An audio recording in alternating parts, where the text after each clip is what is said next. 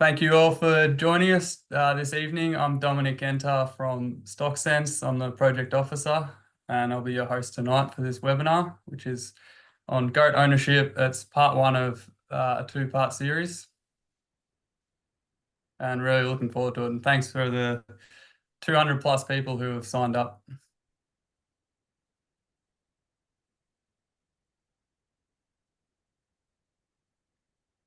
StockSense is a project run by the Victorian Farmer Federation that's funded by the cattle and the sheep and goat compensation funds. And it was established to help Victorian livestock producers maintain and improve animal health and welfare and Victoria's overall biosecurity status. In the last couple of years, we've shifted towards running projects and webinars for peri-urban farmers, hobby farmers, and small landholders. And we also have a number of fact sheets online, and we run a quarterly newsletter, which you can jump on our website and sign up for. If you'd like to stay in touch, these are our details. There's our website, our email, and our socials, a link to our socials. Your feedback is very important to us. We should have sent you an email with the pre-webinar survey. If you wouldn't mind, if you haven't filled that out, if you can just get your phone out and scan this QR code, and it should take about 30 seconds to complete. And after tomorrow night's webinar, we'll provide a post-webinar survey too. As I mentioned, we do have workshops across Victoria. Here's a list of upcoming ones in August and September. Hopefully there's one near you can attend. And as for tonight, if you have any questions, please type them in the box and we'll endeavour to get them answered after the presentation. And we will have a copy of the slides, which we will email you as well, in case anyone hasn't been able to make it. That leaves me with our tonight's presenter, Berwyn Squire. Since 2005, Berwyn has worked for the Victorian government as a veterinary officer for the Mallee in northwest Victoria. In 2009, she was fortunate to start a role assisting Victorian goat producers with their disease, welfare, and legislative issues. Outside of work, Berwyn has her own small boar goat herd, which keeps her busy on the weekends. Berwyn brings a wealth of knowledge, wealth of goat knowledge with her, and I'm looking forward to your presentation tonight, Berwyn. So with that, I'll stop sharing and I'll let you take over. Thank you very much.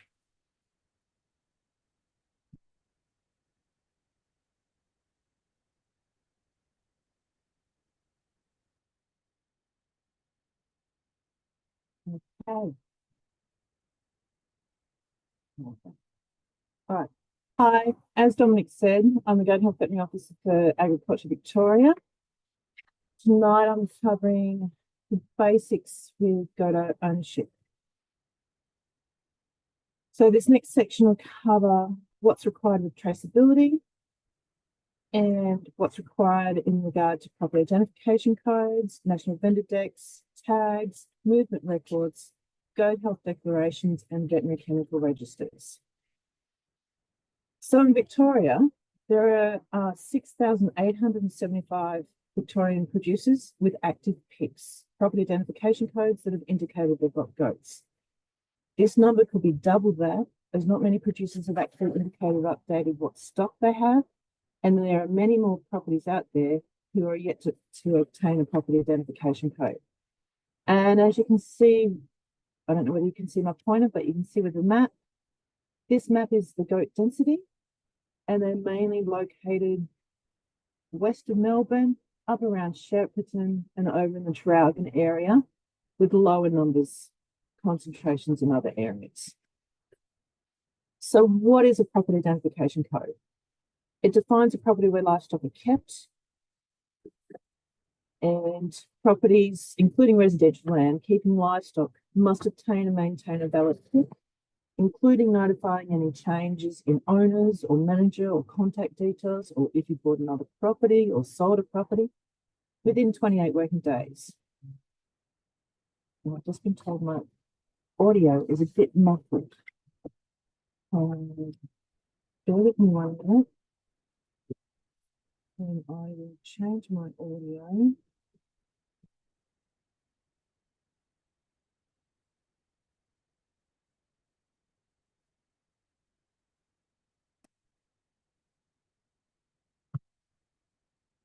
Is that audio better?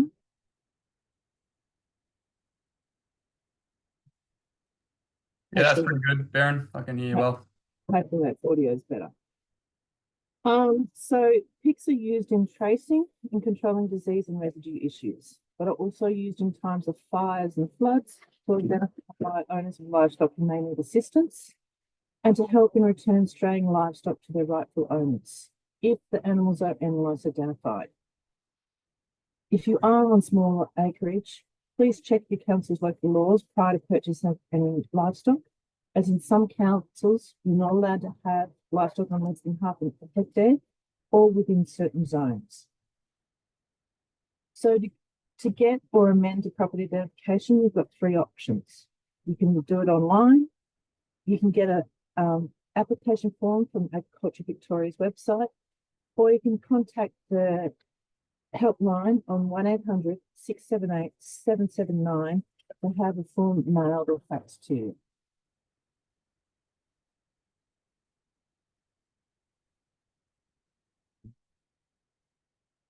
National vendor decks. With any movement of goats, this is a legal market-driven requirement.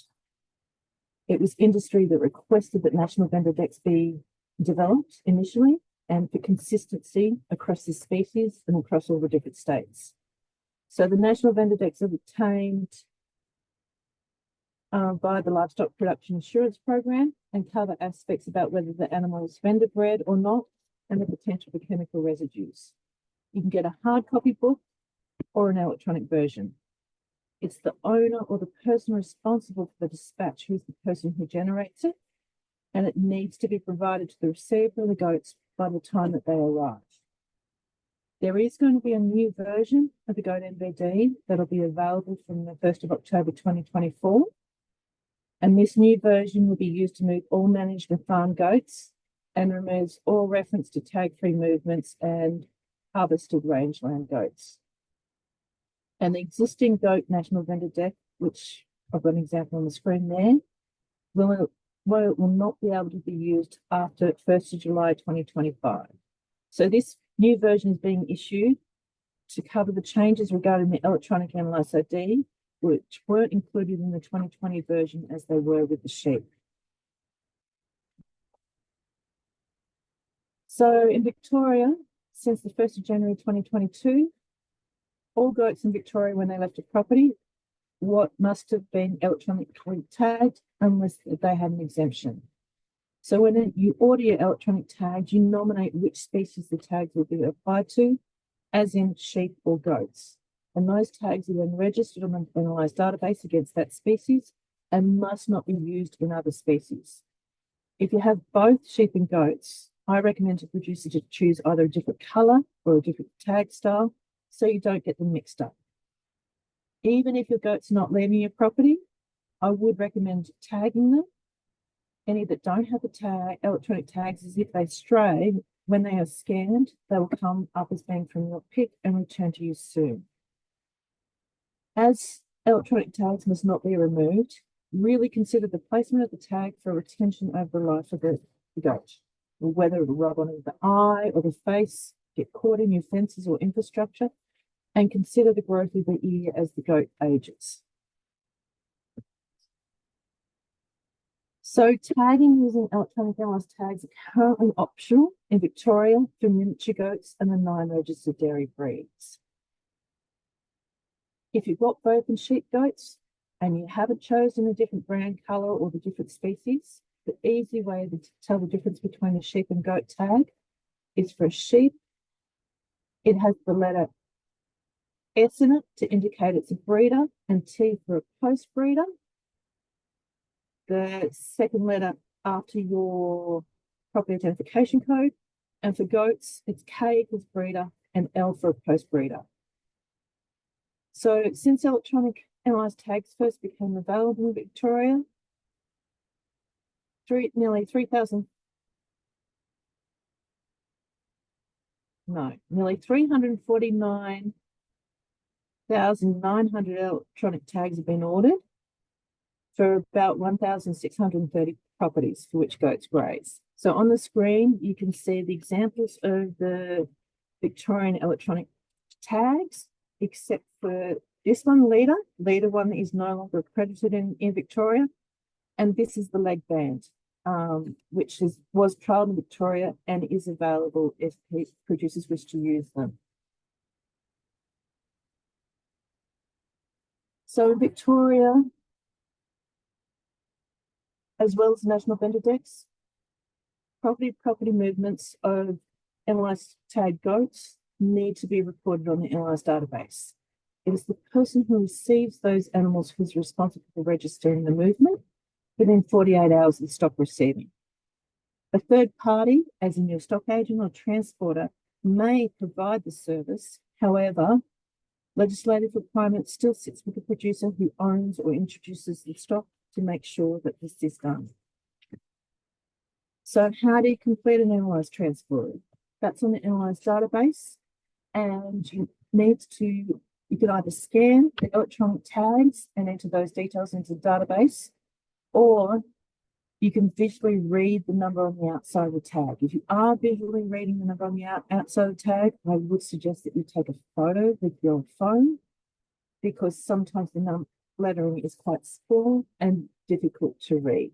So what you need to do is upload the analysed tag number, the date the livestock arrived on your property, not the date that you're doing the upload, the property of the pick of the property that dispatched the goats to you, your pick as you're already receiving them, the National Vendor Deck, and the total number of head and consignment.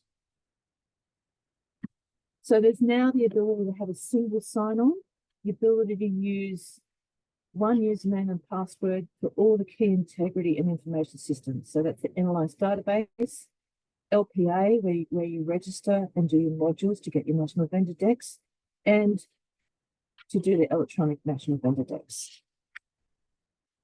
Other important information which you can get that you might receive when buying goats is a National Goat Health Declaration. This is voluntary. It covers aspects of disease risk and animal health husbandry treatments. These are obtained from Animal Health Australia via the Farm Biosecurity website in the toolkit section.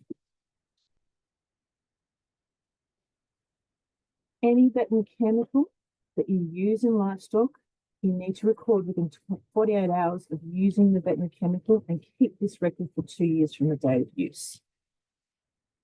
Templates for these records are available on the Agricultural Victoria website.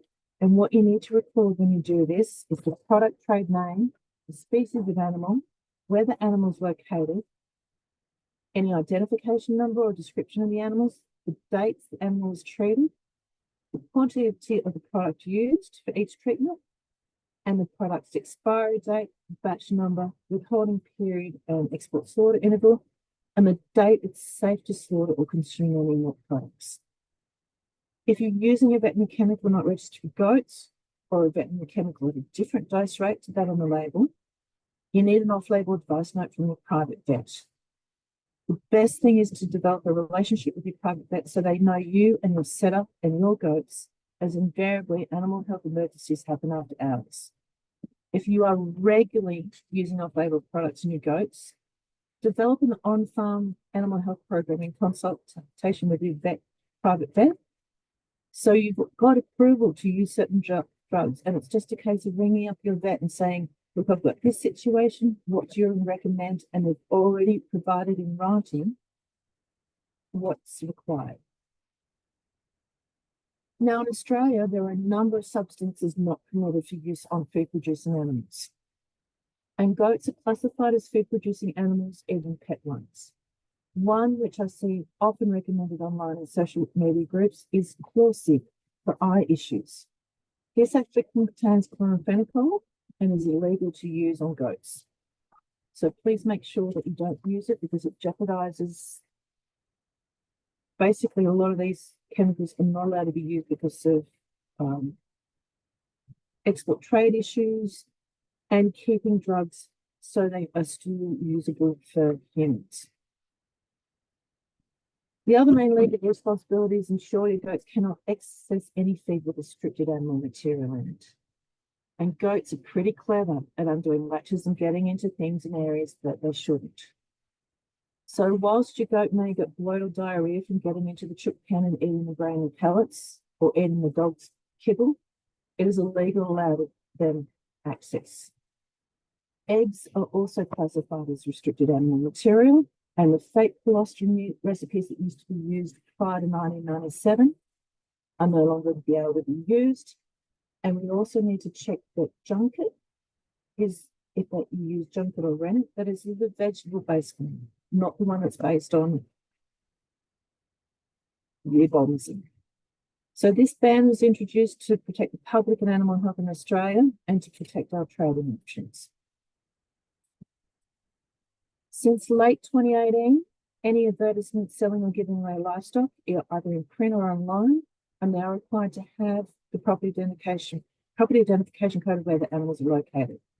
This is similar how to dog and cat advertisements require the microchip, or when selling a car, you need to provide the VIN number. It also realistically helps you from being scammed online, because if the vendor can't provide a property identification code, especially considering Victoria pigs are free, that means they're not a legitimate livestock producer. And if they do provide you with a property identification code, you can actually go on to your own account and check their basic details of the town and the area where they are located. So you can check to see, help validate, are they a real producer or someone who is trying to scam you? So there are a lot of acronyms to understand. But basically, the major health issues that affect the goat industry and are responsible for substantial production losses and decreased goat welfare include the Clostridial disease, Catarrhine arthritis encephalitis, caseous lymphadenitis, Meniere's disease, and internal parasites. Some of these diseases can be controlled by veterinary treatments. However, many producers rely on strict biosecurity procedures in order to maintain a clean herd. So you will get this presentation afterwards, but the Analyse Data Help Desk is a good spot if you're having issues with inputting the information. To order the electronic tags, you go via the Agriculture Victoria website. The Analyse Helpline, which is open from 9 AM to 4 PM weekdays. There are some lovely ladies there who can help you with any of your queries to do with pics or tags. And there's also information up on our website.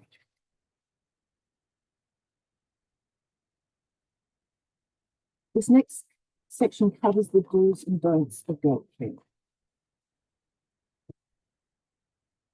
Why do you actually want goats? Breed associations have set standards for does and bucks with respect to height, conformation, and other traits. And you can use their guidelines when looking at purchasing new goats.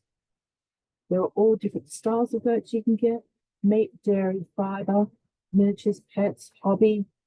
You've got to consider what markets you're looking at. Is it just the pet herb, the fibre, the niche, or export or domestic markets? Are they for breeding, or are you going to just use them for breed management? But the big thing is to consider they're a herd animal, not a solo animal, and consider what your long-term goals are.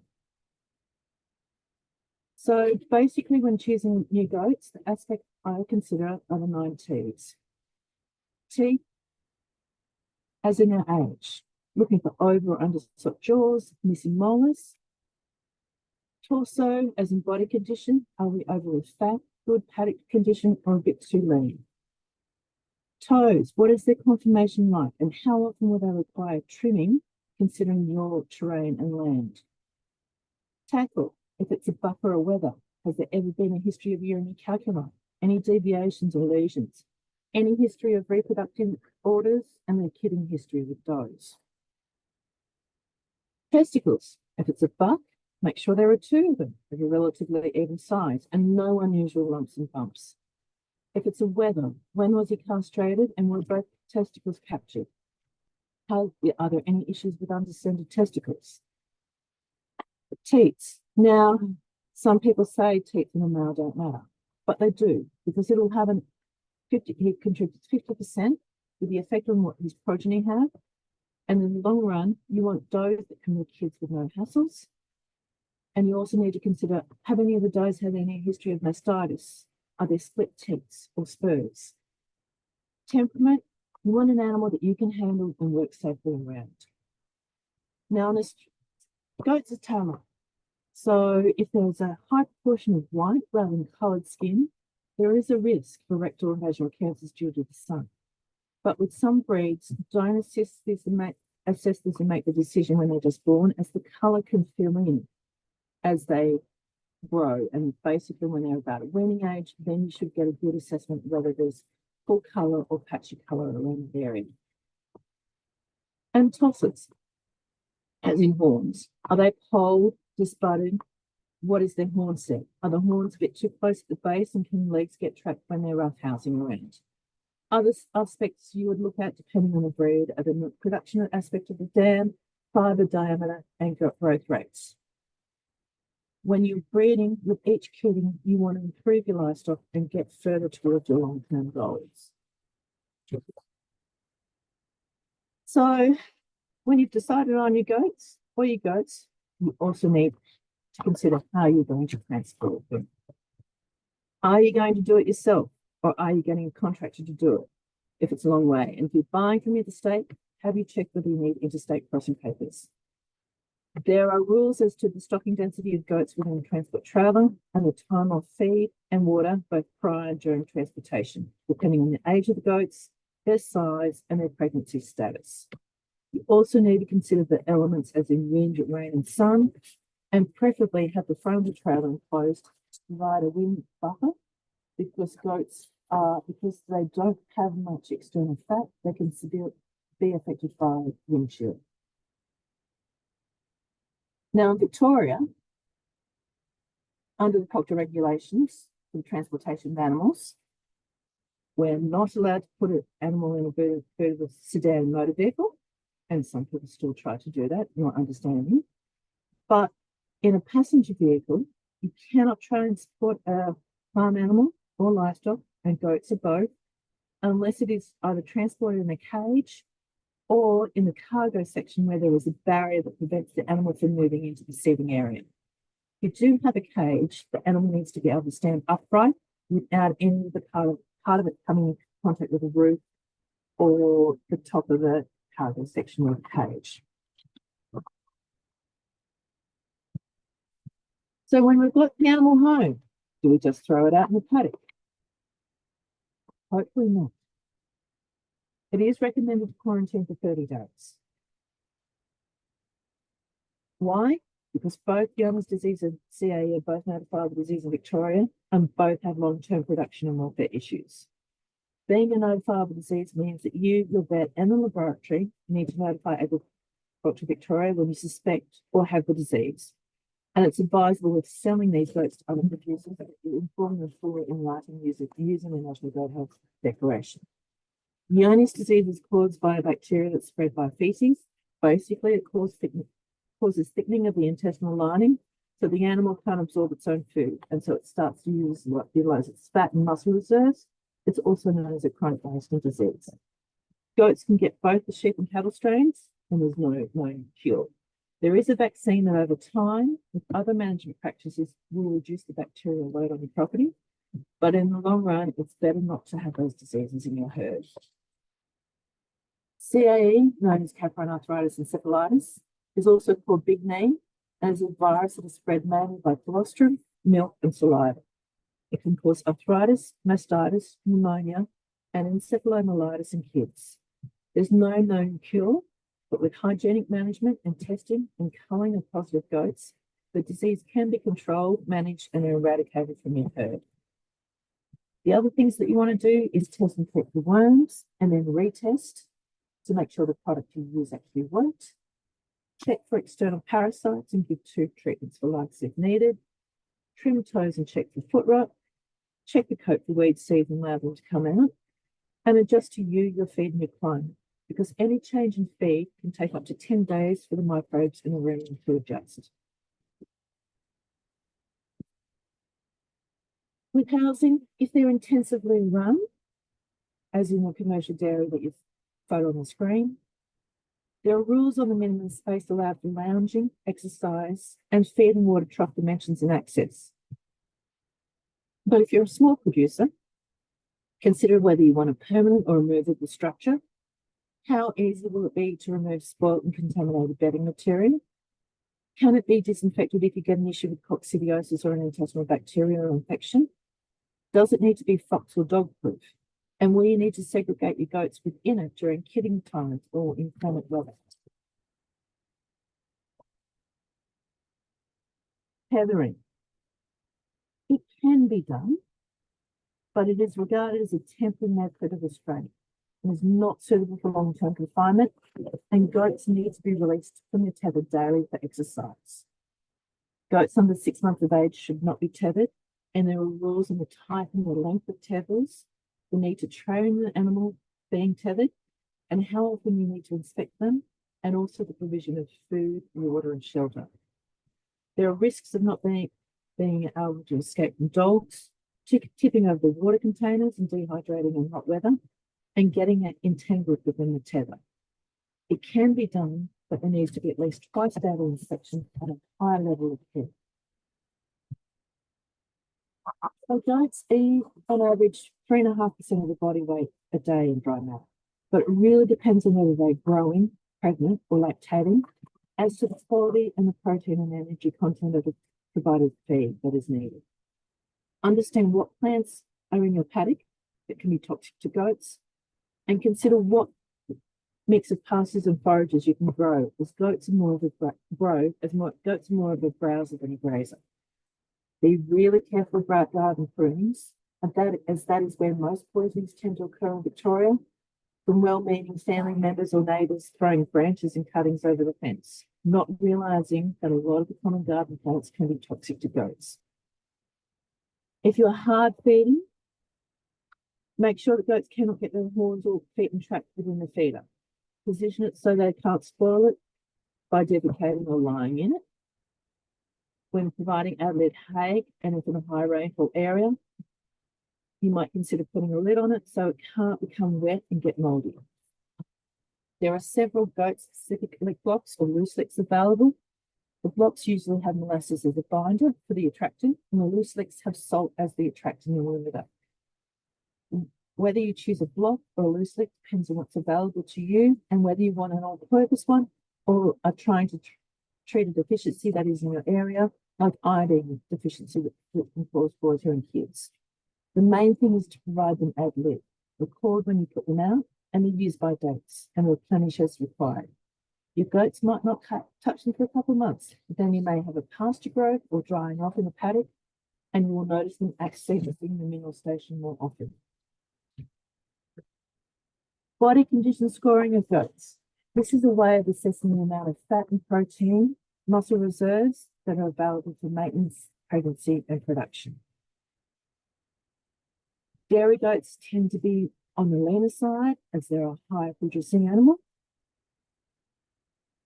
But if you get up to the fat stage, too fat, then that can cause just as much issues as being too skinny.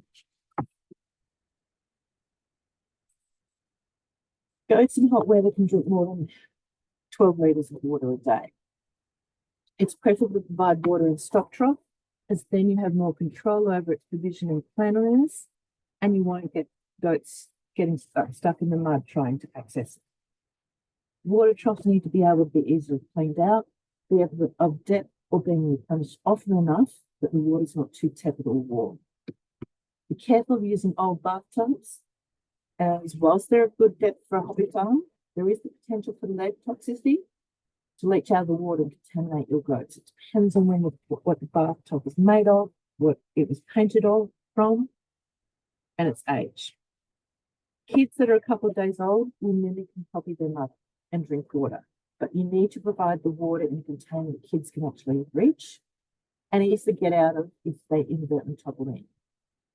And if you're on bore or river water, it might be worth getting the water tested for its salt, mineral, and metal content levels, especially if you've got wethers as pets or selling meat, milk, and cheese products. Fencing. They say if water can get through a fence, so will a goat. Some goats climb or jump over, some go under, or some go through. And the grass always seems greener on the other side. A lot of the time, you have to work with your neighbours regarding the type of fencing you have. In Victoria, the Fences Act covers who pays for a dividing fence, the type of fence that can be built, and how to give notices and how to resolve disputes. Your livestock need to be kept on your property and not allowed to stray to eat the neighbour's crops or cause an accident on the road. But you also don't want the neighbour's livestock straying onto your place, eating your feed, and potentially bringing diseases and weed seeds onto your place. If you can train them to an electric outrigger on your fence, then that'll decrease the chance of them getting their head stuck in the fence. Also consider the type of end stage you put in, as you don't want to provide them with easy access to get over the fence. And remember, there are rules about electric fencing and a required signage where there may be public access. But if you are using electric outriggers for an electric fence, it is recommended to provide either an internal length of chicken mesh fence or some other comfortable scratch and rubbing surface so they can get rid of their winter coats, unless they're pets or show goats and you're giving them regular brushes or clipping them. How many goats can you actually have? This will depend on your land terrain, your annual rainfall, whether your pastures are improved or unapproved, at what age you're turning your kids off, and how much labour, chemical treatments, and supplementary feeding you are prepared to provide. Research by Dr. Bruce McGregor has shown that 8 DSC, or dry sheep equivalent per hectare, is ideal for minimising internal parasitism. So an adult doe who rears her kids to 12 months of age is seen as 3 DSC. So a 30-acre property could potentially sustain 30 adult standard-sized goats, taking into consideration laneways, watering points, and shelters. The biggest consideration is the pasture and fodder grown on your property is the cheapest feed you'll ever grow. So you don't want that eaten out so that you get erosion and lose all your topsoil. And for worm control, it's preferable pasture is taller than 7 to 10 centimetres. If you only recently purchased your property, it is probably best if you start out with a small herd so you can see what your seasons are like, when your best growing times are, and where the goats are actually for you.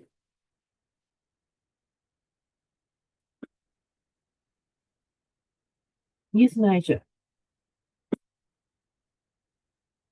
You need to ensure that when you do need to euthanize a goat, it is done promptly, safely, and humanely. From the standards and guidelines, it states that the person in charge of the goat suffering from severe distress, disease, or injury that cannot be reasonably treated must ensure the goat is properly killed. And a person must only use the bleeding out by neck cut to kill a conscious goat when there is no firearm, captive bolt, or lethal injection available. So even though it's not a nice thing to think about, it's something that you need to consider when you have livestock. If the unfortunate happened, how would you euthanize the animal, and how then would you dispose of the carcass? A number of goat clubs have actually purchased captive bolts because you don't need to have a firearms license to use or own one of these. But if your goat club does have them, please make sure that one member who knows how to use it shows you how to use it first, and you're trained in how to use it and how to clean it afterwards. There are a lot of resources out there. MLA has a Going Into Goat guide with different modules on aspects of goat farming and has quite a few good goat videos. Most textbooks are either in American or English. There are a few Australian ones, but with any text, I would recommend that you actually borrow them through your library first to see if it suits you and your goats before you buy them, either as a hard copy or an e-copy. Find out who in your area has goats. If there's a local goat, and attend local goat shows to meet other knowledgeable goat breeders. Boss has a suite of tools on worms and lice, and also has quite a number of webinars as well that you look at. And the BFF Stock Sense has a peri-urban welcome pack and lots of fact sheets on other important diseases and biosecurity issues, and quite a number of webinars on their YouTube section that they have done over the years. But a good resource on your responsibility is the Australian Industry Welfare Standard Guidelines for Goats, which was developed by Animal Health Australia with the Goat Industry Council of Australia after national consultation with various goat industry sectors. And whenever you are transporting goats, consider whether the goat is fit to load. MLA has done this, a little flip book. Is the animal fit to load?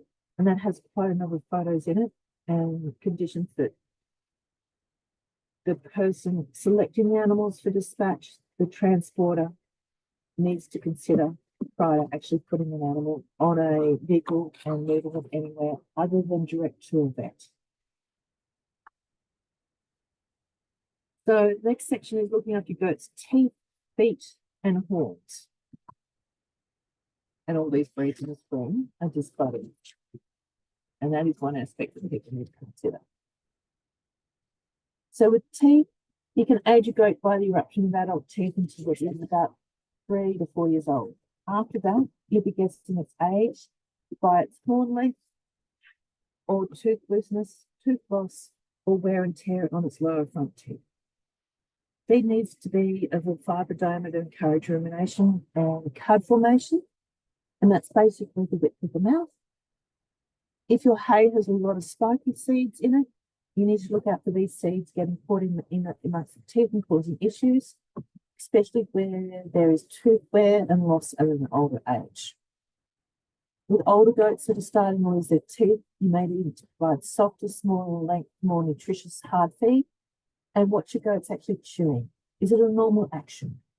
That they're not quitting, as in dropping food, that there's no loose or floating back molars, as they can lead to pockets where feed can get stuck, ferment, and bacteria actually populate.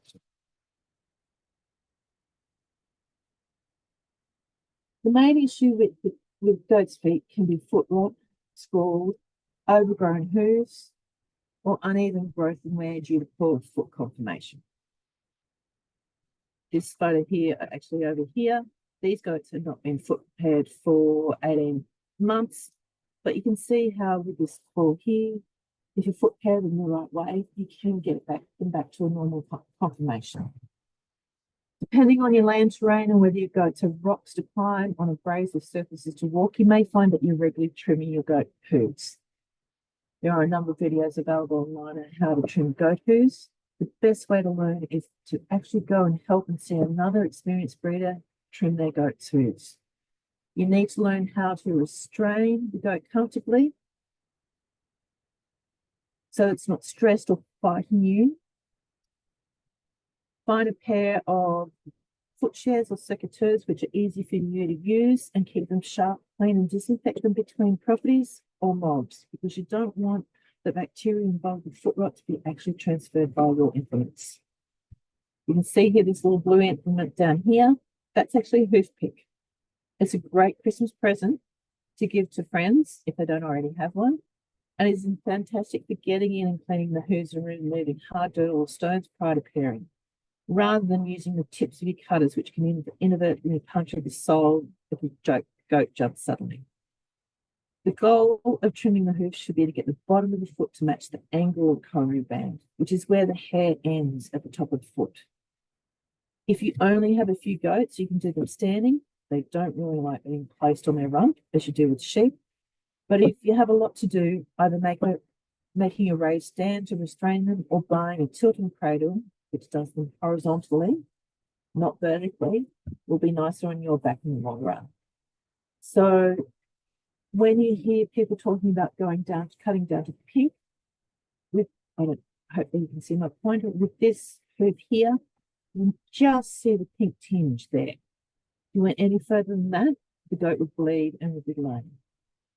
But basically, you want a smooth surface on the hoof. you want to cut away all this overgrowth.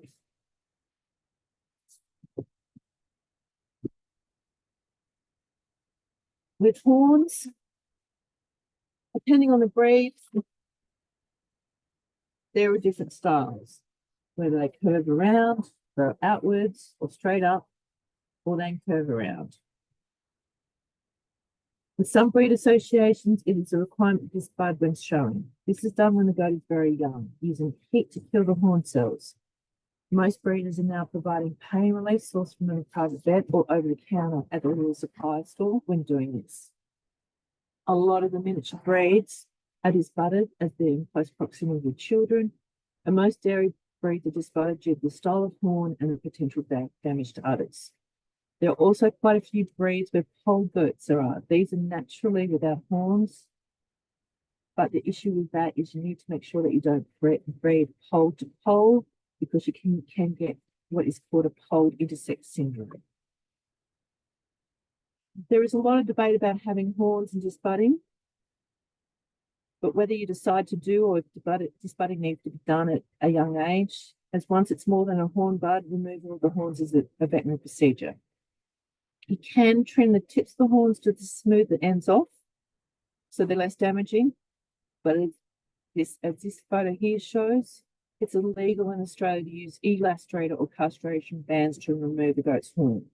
It is very painful for the goat, and they become head shy, and that's why, whilst it's used in America, it's illegal to do it in Australia. So if not buying polled or goats that have disbudded already, consider the type of horn set your infrastructure, as in the width of your race or holding facilities with adult animals, and be aware that if the horns are set too close together, legs can get caught in them. Like in this one here, this has got a potential for a leg to get caught. And if that's the case, you need to monitor your goats a lot more when they're roughhoused.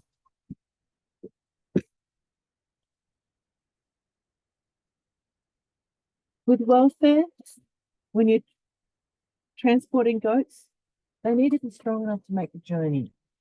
They could be emaciated due to feed or disease issues.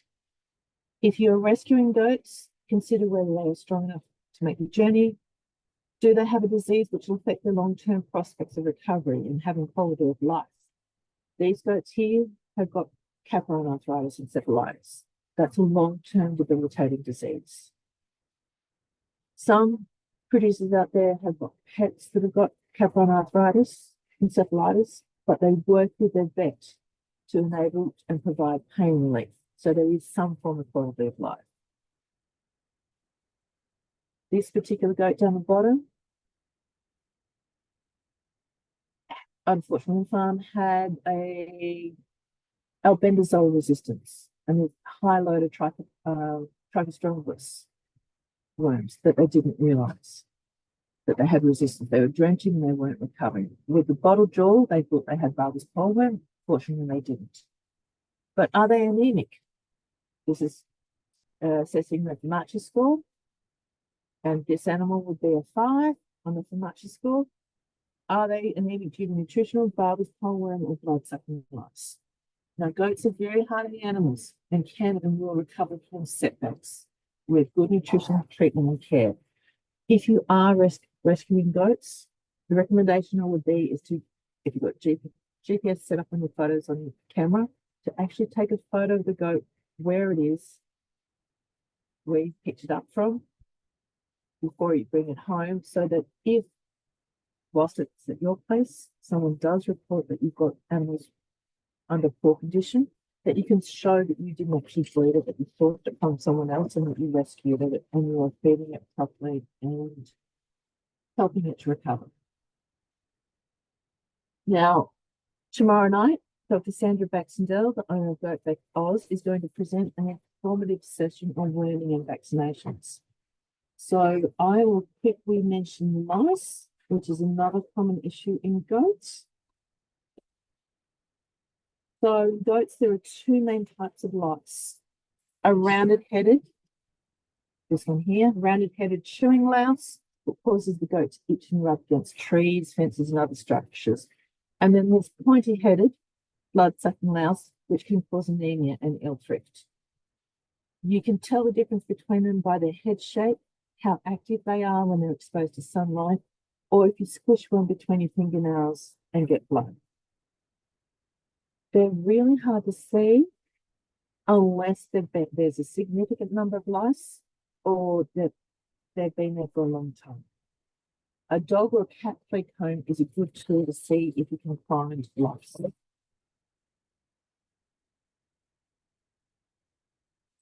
Now, what product do you use? Not many products are registered for use in goats, and those that are can have health risks for the person applying the product. You can get an off-label permit from your private vet for other products, but you need to observe the meat, fibre, and milk withholding periods. And also what is called a wool handling period, the period between the treatment and when the goat can be safely handled without the need for protective clothing. The other aspect to consider in choice of product is whether it will have an effect on internal parasites. As with goat lice, you need to retreat within 10 to 14 days of the first application to kill the nymphs that have hatched from the eggs laid, and you don't want to encourage the development of drought resistance while treating for lice. So here on this goat, you can see how small the louse actually is compared to these fingers. But if you then put it on your finger, you can actually see it a bit better. So if you're looking for lice on a goat, you really need good eyesight and do a number of cartons to try and find them. If you're losing goats, or if your goats are suffering unusual signs of significant deaths, animal health staff can investigate, or we can approve your private vet to undertake what's called a significant disease investigation with subsidised lab testing to determine what's happening on your property. Talk to your neighbour. If you've got a goat member, talk to them. Ring your vet, ring us, but please don't ignore it. It's better to find out why your goats are ill or dying and whether it is something that can easily be prevented or treated. Well, thank you for listening. Thank you, Berwyn. Very informative. We do have a few questions, so I'll go through this, and if anyone has any more questions, please type them in the chat, and we can try to get them answered. There was a question here on how can. There's a couple of worm questions that have come through, and they'll get covered tomorrow night with Sandra. Can goats and sheep be kept in a paddock together? Are we talking rams or ewes? Yes, female species can be kept together, but you don't want a ram running with your does or a buck running with the sheep because they will harass the opposite, the females of both species. And if you've got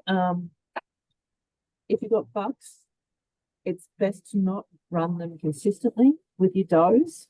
You actually want to have a finite time that you put the bucks in with the does, because with the month pre-kidding, the does start to smell as though they're on heat. So the bucks will start to annoy them, which will prevent them accessing the nutrition they need, which can lead to potential pregnancy toxemia.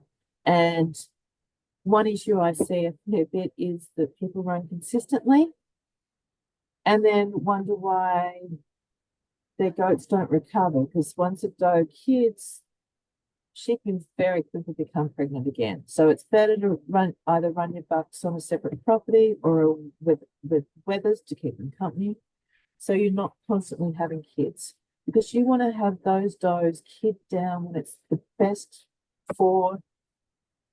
pasture growth. You either want that pasture growth for when the does are lactating or when the kids are weaned, so they've got that best feed possible to get a growing start. And you also want to work out when you want to have a holiday, because you want to time it in so you can actually have a staycation or be home when the girls are actually kidding. Great, thank you. There's another question here about if you're a hobby farmer with small numbers, can you access tags without having to buy hundreds of them? Yes, the minimum number is 10. All right, great. For some of the brands. You don't have to buy Yeah. 100. But you've also got to consider how long you're actually going to have tags. Because I know with the visual tags, when they got first introduced in 2006, over that time period, I purchased 300 visual tags. I've used them all. When electronic tags came into Victoria, I purchased 100, and I've only got probably 10 or 12 left of that 100. So kids multiply quickly. But yes, there is a minimum order that you can do with some of the brands. Yep. Where do lice come from? Can they come from other stock? For example, chickens. Lice is species specific, and yes, if you've got birds with lice, you feel itchy. You feel itchy if goats have got lice, but they do fall off. They're mainly species specific. But they can, if you've got alpacas or livestock guardian dogs with your goats that you're actually treating, you either need to treat them with a single product or isolate them from the animals that they are guarding for that time period of the treatment so they fall off. We found during COVID, because there weren't many shows. Computers playing up. Well, we found during COVID, when there weren't many shows happening and goats weren't being clipped or washed, that there was a high percentage of lice happening. Lice are very slow breeders. So it can, if you happen to miss treating one goat 1 year, you will then still have a problem in the next year, but it'll take time to develop. Yep. Thanks, Berwyn. And that, on a different question, but similar, it can't spread to humans and lice, goat lice. Hang on, what was the question again? Can goat lice spread to humans when I go to treat the goats for lice? You can get them on you. So if you're and you can actually be a phone to carry them home to your own animals. So because I've got my own livestock at home, when I go and help someone else with their goats or during my work, I have different boots and clothes that I wear in comparison to what I wear at my home. And I scrub my boots during work times. I have boots for work and they get scrubbed before I leave that property. And at home, I have clothing that I wear to do my own animals and clothing that I wear to do other animals, because whilst I like helping friends and colleagues who have got goats, I prefer not to be able to, if there are any issues, I prefer not to bring them home into my own animals. Fantastic. A question here on scabby mouth. Can we have a few symptoms and treatment, please? Scabby mouth is a virus, and it normally causes lesions. It can cause lesions around the mouth, the top of the poos, and I have seen it actually on teats of goats from kids that have spread it from them to the animals. Depending on the strain that you've got on your property, they will eventually develop an immunity, and basically it's time. But if it gets a secondary bacterial infection, there is the recommendation to sometimes to use antibiotics. It really depends on how bad it is on your farm. There is a live vaccine, but once you start using the live vaccine, then you introduce scabby mouth to your actual property. Yep, thank you. Is there a way to confirm pregnancy other than scanning? You can wait 5 months, or you can actually do blood tests. Some producers send away and do a blood test. There are bioprint, I think it's called. You can find out online and send it away. Urine tests don't work particularly well in goats, but yeah, blood test or scanning, or wait 5 months. Or if your goats have that real, when they're cycling, have that real behavior change, that tail wagging, the calling out, you can assess whether they're cycling or not and still have an interest in the buck as to whether they have or have not got pregnant. Yeah, great. What would you recommend the best way to offer goats ad lib copper supplement? There is a very, very fine line between copper toxicity and copper deficiency. What I would recommend is actually getting some soil tests, some blood tests done, and if an animal dies or if you're processing animals on farm, send some liver off to actually test your copper levels. Dr. Sandra Baxendale has, in one of her blogs on her website, has some really good information about copper supplementation and the fine line between toxicity and deficiency. Right. Now, I've just seen a question that you overlooked from Danielle. Yes, she noticed with the horns and the fences, the stick of shame that they're talking about with the two goats with the bars taped to their horns to try and stop them going through. I know some people who do the pool, depending on the horn shape, do the pool noodle looped over the top so they can't actually get their head through. One option, rather than the tape, because sometimes the tape wears, gaffer tape, and it wears out, whatever you use to tape a bit of polypipe to the horns, you've got to make sure it doesn't restrict the horns. Some people do a 3 triangle thing around the neck, so you can only get the head a certain way, and then they can't get any further. Or look at the bottom, what the style of fencing is down the bottom, and change that, but that can be a big ask.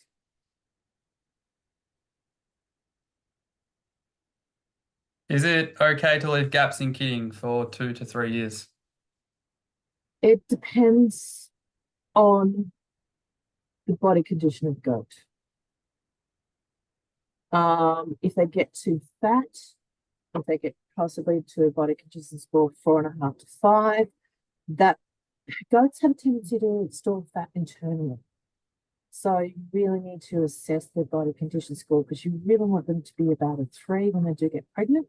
But yes, you can leave time between them. Sometimes I haven't actually left 3 years between, but I have left 2 years between time periods because of goats that have either I had too many that I couldn't mate because the buck was too related to them, or they might have had mastitis or something and they were recovering from it.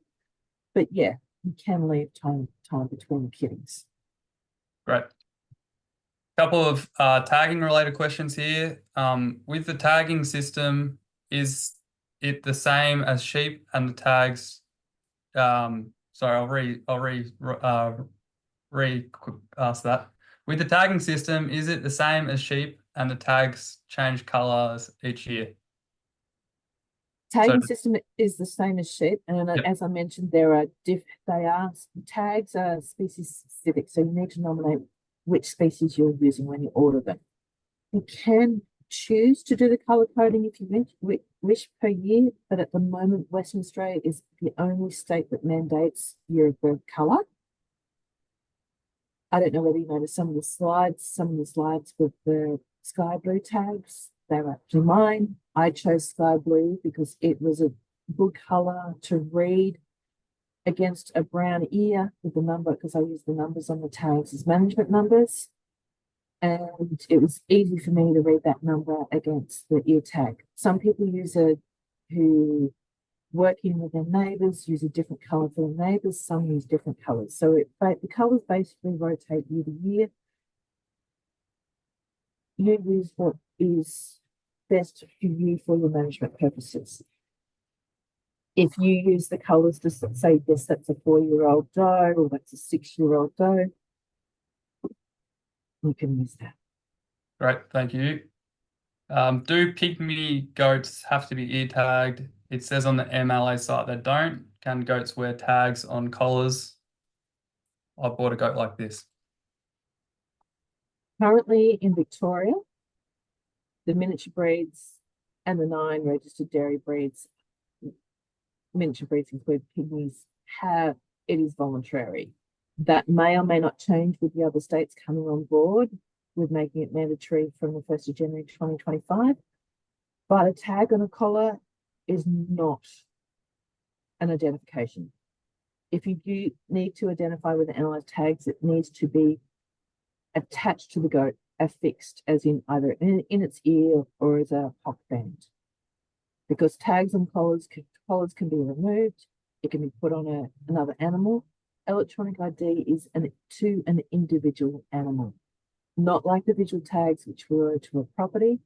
Now it's to an individual animal. Thank you. Great questions. Keep them coming. Two more tagging questions. What is recommended if an ear becomes infected, an ear tag becomes infected or falls out, and you have no intention of moving the goat onto another property?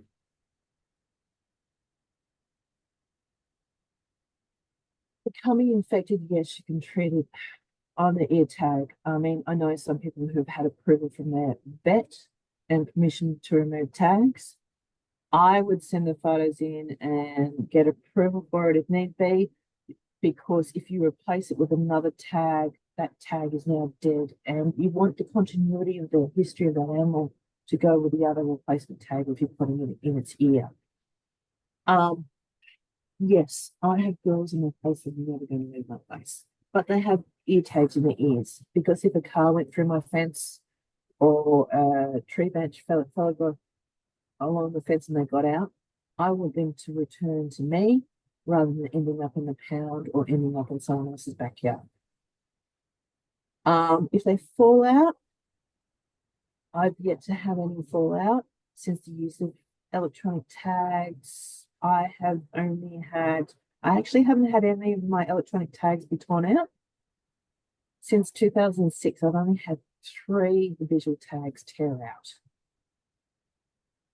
And if they did tear out, it would be best just to put another tag on and re-record that animal. Yeah. Yep. Right. A fencing question here. What should the minimum fence height be? We have standard ring lock style fencing. Do we also need barbed wire on top and bottom as well? It depends on what sort of stock you've got. I mean, I got standard ring lock. I don't have barbed wire on top. I have a barb on the bottom, but the barb on the bottom is basically to stop foxes coming in. I have an internal electric fence to stop the goats getting on the fence. It really depends on the type of goats. Some go up, over, some go under, some jump. Minimum height, I'm 6 foot, and I've been told breeders have got mini goats can jump that high. So it really depends on your situation and the type of goats you've got. Thank you.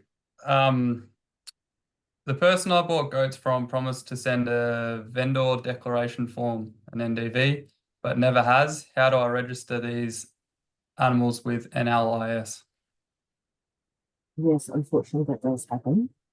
You can still register if you've got NLIS tags in them. You can still transfer that onto the database, and in the MBD section, just write 1, 2, 3, 4, 5, 6, 7, 8. The auditors of NLIS and everything else understand that's the standard number for people who do not provide a national vendor deck. In Victoria, if the person is not LPA accredited and can't access the national vendor decks, we do have the option for a non-LPA national vendor deck on the Victorian website. But some producers do use that because they only sell it probably once every 3 years. But be mindful that some abattoirs and sale yards will not accept those, or will not accept non-LPA vendor decks. Right. What causes baby goats born or aborted with a lump under the throat from a seemingly healthy doe? Previous presentations, I've had a photo of that, but I actually forgot to, prior to this presentation, to say that some of my photos might be distressing with the welfare photos, and they have been distressing to people, but I didn't add any necropsy ones in this time. That sounds like it may be goiter or iodine deficiency. You can send samples away to test for the weight of the goats, but the best treatment is to give iodine supplements whilst the goat is actually pregnant. I know with Angora goats, they actually they have a high need for iodine, and Mohair Limited can actually provide treatment according to AVPA permit. Can you microchip instead of tag all miniature breeds? No, microchips are deemed a food contaminant under various meat and food acts in Australia, and the microchip is not recognised as an NLIS compliant device. Thank you. Couple more here. Which is the best? I think you did cover this.